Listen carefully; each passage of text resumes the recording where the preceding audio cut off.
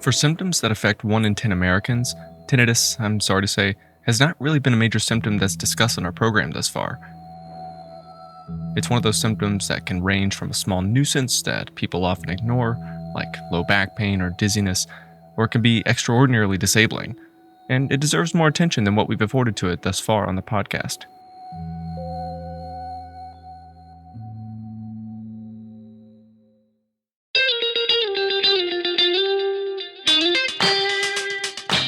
Welcome back to Brainwaves, a podcast about neurology and medicine and all the fascinating science and history that come with it.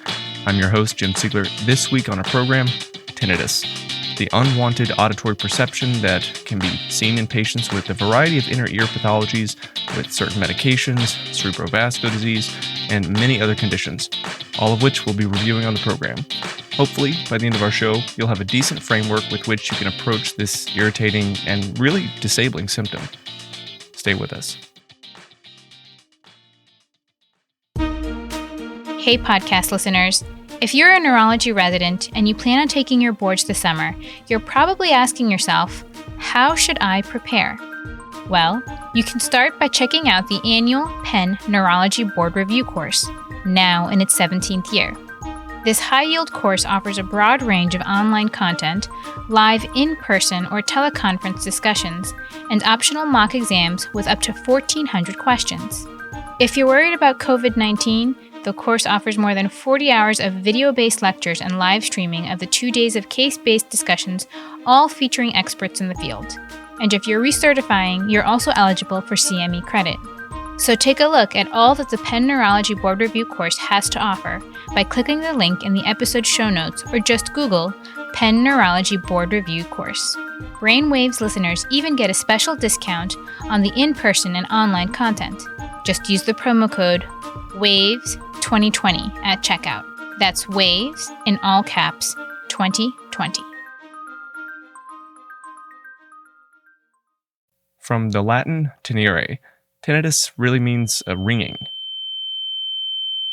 And like I mentioned earlier, 10 to 20% of the world's population has tinnitus, or they've experienced it at least once in their lifetimes. It's very pervasive. About 50 million Americans suffer from it, I bet. This is Professor Joseph Roschecker of Georgetown University Medical Center, who spoke about tinnitus in a 2016 TED Talk. But the person in the painting is sort of covering his or her ears, and it doesn't help because the ringing is actually generated in the brain. It's not a real sound that is there that the person hears. It's a phantom sound. Luckily, for most people, it's not really that much of a problem. 75% of people who are affected may sense this buzzing, hissing, or clicking sound periodically throughout the day, and it makes no difference in their lives. For the remaining 25%, though, it can be a real nuisance. For some, it's even led to the contemplation and completion of suicide, as in the case of the Welsh boat skipper James Jones, who took his own life back in 2015. In just 6 months, James Ivor Jones's life disintegrated because of the conditions known as tinnitus and hypersensitivity. Driven mad by the constant and irritating sensation, and after having been told there was no cure for his condition, Mr. Jones leapt into a quarry, ending his life. Suffering. His family say he became depressed and simply unable to function. The word he used to describe what he was experiencing was torture. They really suffer very badly. They go to the extent that they have depression and suicidal thoughts. And we're told to just live with it and get on with it. I get emails every day from patients that are asking, is there not a cure? And there is no cure, unfortunately. Historians of medicine have also posited that Vincent van Gogh suffered from a similar constellation of disabling symptoms. Become sickening bouts with dizziness, nausea, ringing in the ears, and hearing loss. While it was previously theorized that Van Gogh had epilepsy, it seems more likely that he suffered from a problem now attributed to a pathologic overproduction of endolymph.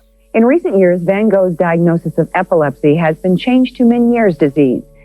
It's even thought that the tinnitus was so disabling for Van Gogh that this was the reason that he eventually mutilated his ear, and, like the Welsh boat skipper James Jones, took his own life. Van Gogh suffered from dizziness and nausea so profound that he once wrote, quote, "It so sickened me to move that nothing would have pleased me more than to have never woken again," end quote. Historians speculate that Van Gogh may have cut off his own ear to rid himself of the constant... Experts like Professor Roshacker refer to tinnitus not as a ringing of the ear, but as a ringing of the brain.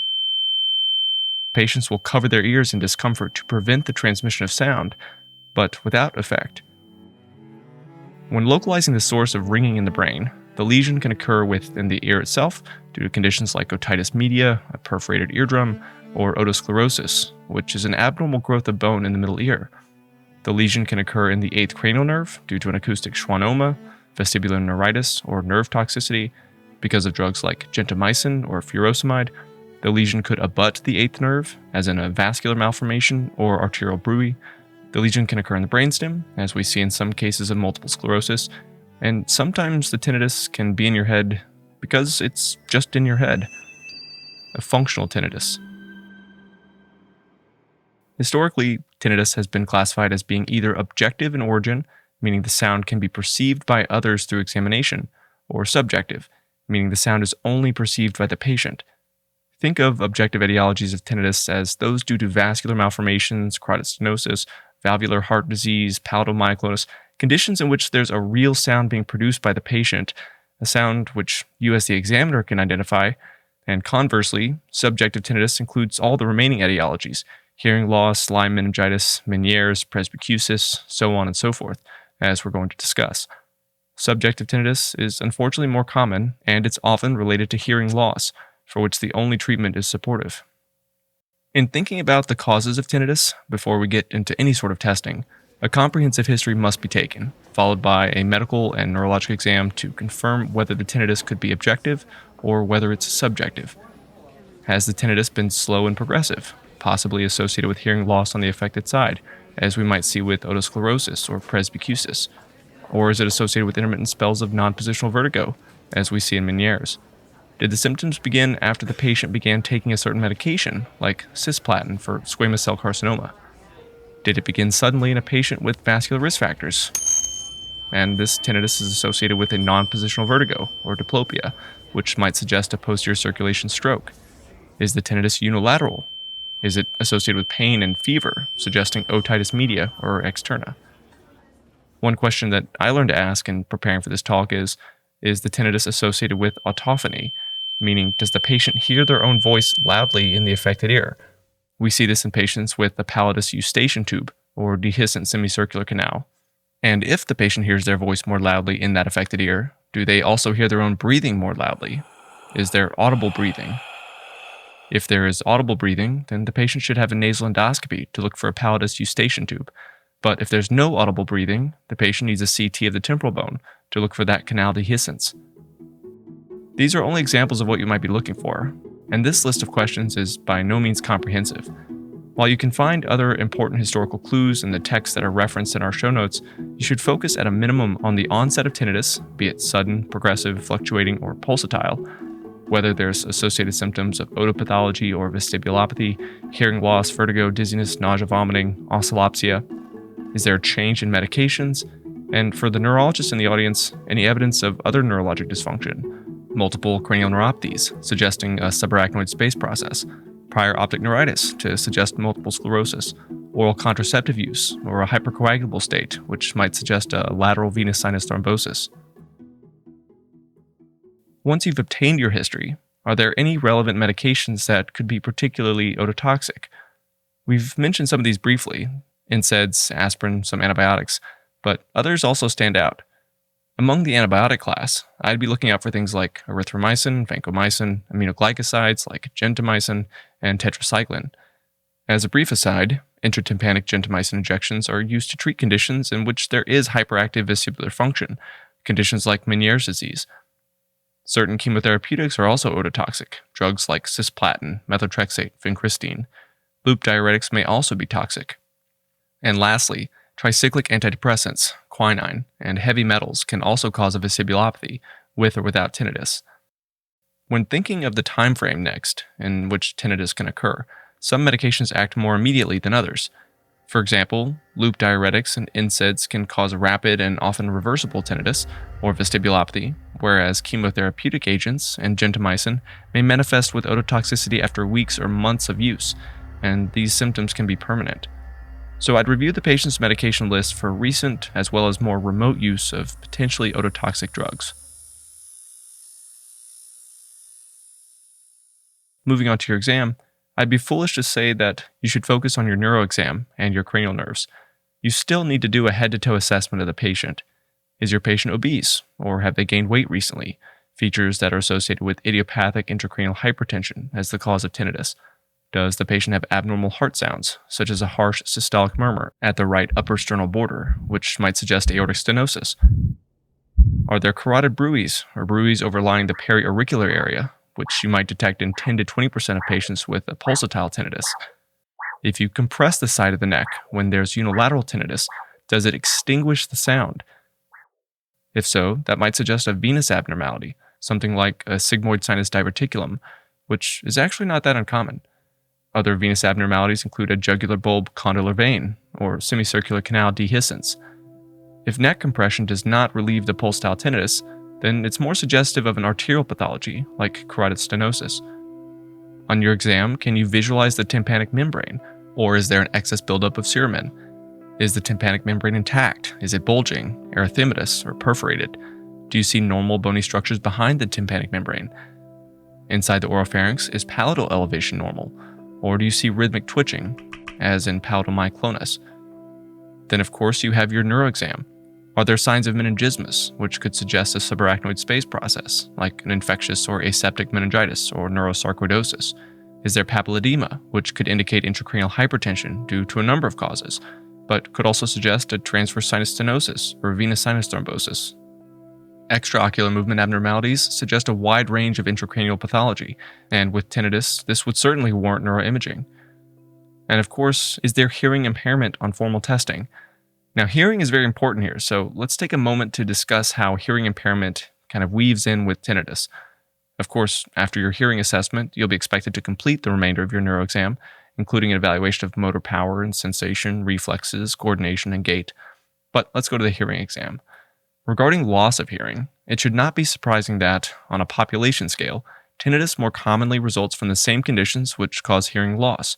About 80% of patients actually have concomitant hearing loss with tinnitus. Loss of hearing for these patients represents a similar pathologic reorganization of central nervous system circuitry as we see with phantom limb pain and Anton's or Charles-Bonnet syndrome. In neurology and otolaryngology, when we encounter hearing loss, our differential is guided by whether the hearing loss is due to a sensory neural process or if it's conductive. Now, conductive hearing loss is due to outer ear pathologies, fluid in the ear, ceramin impaction, perforated eardrum, otosclerosis, that kind of stuff. Conversely, sensory neural hearing loss is due to pathology of the inner ear or the eighth cranial nerve. Conditions like noise-induced hearing loss, which is the most common acquired cause of sensory neural hearing impairment, or presbycusis, which we see frequently with aging. Clinically, we distinguish the two sources of hearing loss using the Weber and Rene tests. So you're going to hear a buzzing. I want you to tell me which position it is louder in. In the Weber test, the tuning fork is struck and placed on the vertex or the middle of the forehead. In a normal patient, sound transmits through the skull symmetrically, and sound is perceived in both ears as similar. So can you tell me whether you hear the sound loudest in your left ear, your right ear, or whether you can hear it in the middle? In a patient who has sensory neural hearing loss, the sound is not perceived as clearly on the affected side, because the patient lacks the intact apparatus for relaying that sensory information. In a patient who has conductive hearing loss, ironically, the sound is amplified in the affected ear. This is because the middle and external ear functions are impaired, often resulting in impairment of physiologic noise suppression, vis-a-vis the stapedius. Therefore, the lack of normal suppression of ambient sound on the side with conductive loss will result in a perception of louder sound with the tuning fork. Moving on to the Rene test, the tuning fork is struck and then applied to the mastoid bone just posterior to the ear. The patient should hear the sound of the vibrating fork when it's against the bone, but as soon as the sound disappears, the fork is quickly directed at the external acoustic meatus, and the patient is asked if they can still hear the sound. The Rene test is considered positive if the patient still hears the sound of the tuning fork when it's placed outside the ear, indicating that air conduction is greater than bone conduction. I'll say that again. Air conduction in this situation is better than bone conduction, and this is a normal finding. As a quick aside, I hate when people say that the Rene test was positive on the right because that's not always clear to me that they know what that means. So just describe what you find. Air conduction is greater than bone conduction on the right. In a pathologic state, with conductive hearing loss, there's greater bone conduction than air conduction, and the patient will not appreciate the sound of the tuning fork after it's removed from the mastoid process and then placed outside the ear. Important to note is that only the Weber test can be used to identify sensory neural hearing loss, as the Rene test is still going to be positive, meaning normal, in a patient who has sensory neural impairment. And obviously, in a patient with any abnormality on formal testing, or when the history suggests hearing impairment, formal audiometric testing should be pursued to assist in your diagnosis. So what else can you do besides your exam? And more importantly, when should you obtain brain imaging or vascular imaging? There are a number of good papers out there with proposed algorithms as to when one should get an MRI or CTA or an MRA. And for the most part, when a patient has subjective unilateral tinnitus, this warrants an MRI.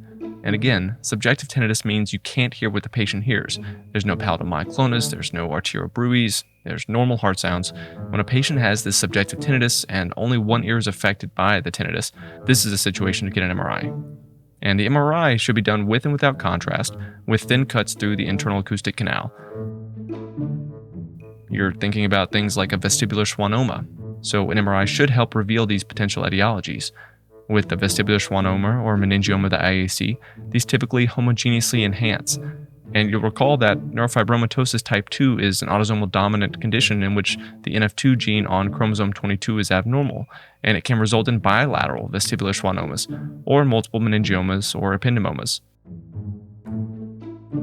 Also on the MRI, you'll be looking for evidence of demyelination, as you'd see in multiple sclerosis, or evidence of prior stroke in the cochlear nucleus for your patient who has vascular risk factors.